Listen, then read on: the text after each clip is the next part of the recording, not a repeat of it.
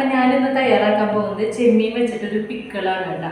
അപ്പോൾ ഇതിന് വേണ്ടിയിട്ട് ഞാൻ യൂസ് ചെയ്യുന്നത് കുരുമുളക് പൊടിയും അതുപോലെ പച്ചമുളകിൻ്റെ എരിവാണ് അതിനുള്ളത് കേട്ടോ.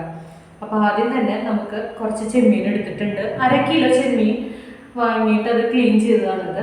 അതിൻ്റെ ഉള്ളിൽ കുരുമുളക്, ഉപ്പ്, മഞ്ഞൾപ്പൊടി എന്നിവ ചേർത്ത് നമുക്ക് നന്നായിട്ടൊന്ന് മിക്സ് ആക്കി വെക്കാം കേട്ടോ. കുറച്ചധികം സമയം വെക്കണം കേട്ടോ. കുരുമുളകൊക്കെ നന്നായി പിടിക്കണം, ഉപ്പുമുളകൊക്കെ നന്നായി ചെമ്മീനിൽ പിടിക്കാൻ വേണ്ടിയിട്ടാണ് ഇങ്ങനെ ചെയ്യുന്നത്.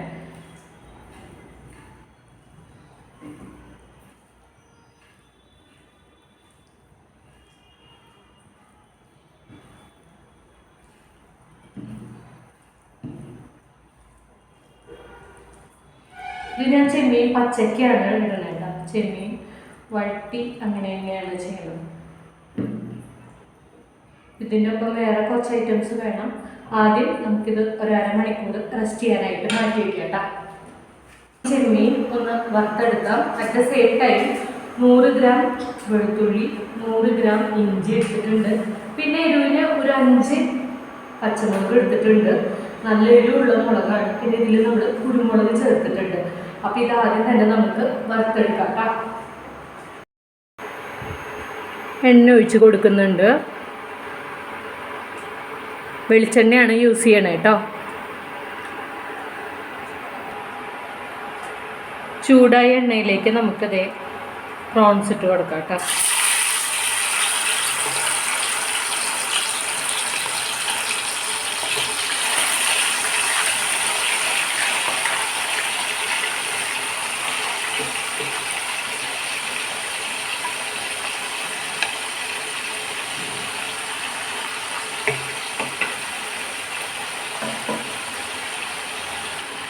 അധികം മൊരിച്ചെടുക്കണ്ടാവുന്ന ഷാലോ ഫ്രൈ ചെയ്തെടുത്താൽ മതി. അധികം ഷാലോ ഫ്രൈ അല്ല, സോറി, കരിമുരുന്നൊന്നും ആവണ്ട, ജസ്റ്റ് ഒന്ന് ഫ്രൈ ചെയ്തെടുത്താൽ മതി.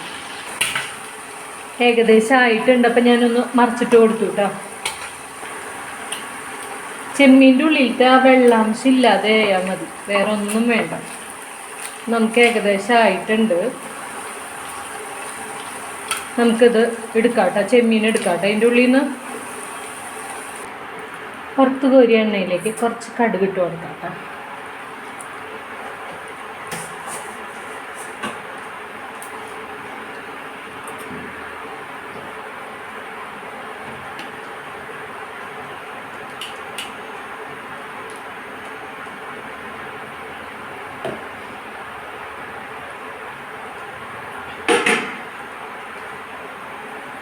ഇനി ഇതിലേക്ക് ഇതേ നമ്മൾ ചതച്ച് വെച്ചിട്ടുണ്ട്. കടുക് പൊട്ടിക്കഴിഞ്ഞതിന് ശേഷം ഇതിട്ട് കൊടുക്കുക. പച്ചമുളക് അരച്ച കാരണമാട്ടോ ഇതിൽ ഒരു ഗ്രീൻ കളർ വന്നിരിക്കുന്നത്.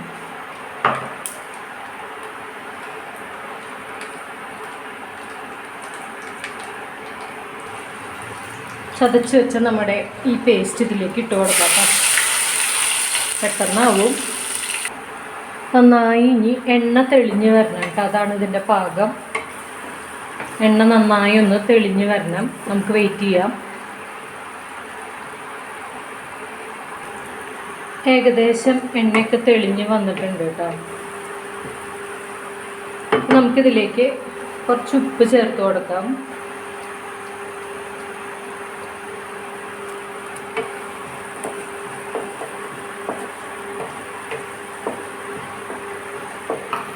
നമുക്ക് ഇതിലേക്ക് ഇനി നമ്മൾ ചേർത്ത് കൊടുക്കുന്നത് വിനെഗറാണ്.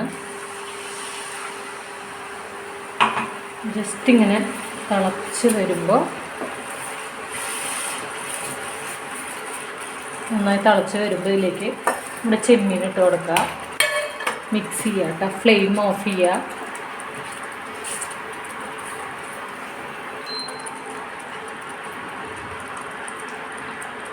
നമ്മുടെ പിക്കിള് ഇവിടെ റെഡി ആയിട്ടുണ്ട്.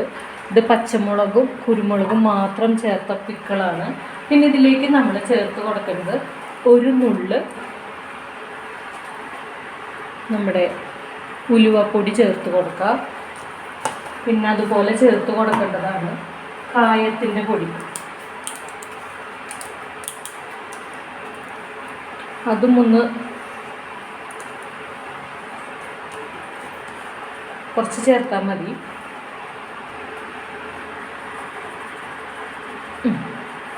നമ്മുടെ പച്ചമുളകും കുരുമുളകും ചേർത്ത പ്രോൺസിൻ്റെ പിക്കിൾ ഇവിടെ തയ്യാറായിട്ടുണ്ട് കേട്ടോ.